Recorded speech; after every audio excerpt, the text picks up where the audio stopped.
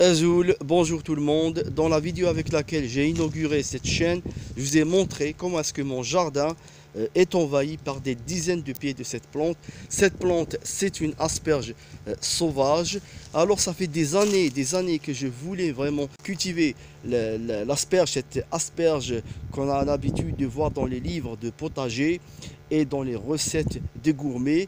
Et puis, je me suis dit, pourquoi me casser la tête, acheter des graines d'importation qui coûtent cher et puis cultiver et entretenir des plants pendant des années pour avoir des asperges alors qu'elles poussent toutes seules sans mon aide. Je vais donc vous faire une petite série sur l'asperge sauvage et je commence par une vidéo dans laquelle je vais vous montrer les variétés les plus répandues dans la région. Donc je commence par celle-ci, une asperge sauvage avec un feuillage fin, dépourvu d'épines. C'est celle qu'on retrouve le plus ici dans les champs et c'est elle qui a envahi mon jardin. Maintenant, nous allons faire une randonnée dans la nature sauvage et je vais vous montrer d'autres variétés. Je vous présente celle qui est considérée comme étant la meilleure asperge sauvage.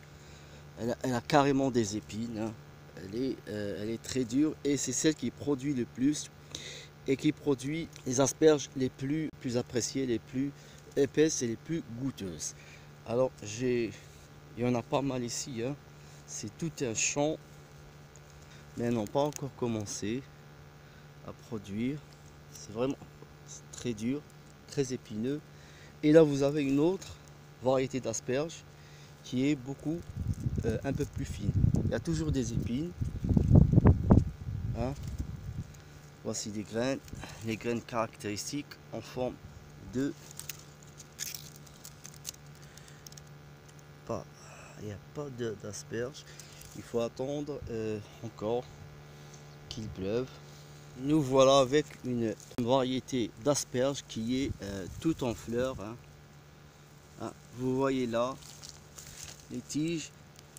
Il y a des gens qui ont écrasé comme ça avec le pied pour écarter les tiges épineuses afin de récolter les asperges au printemps.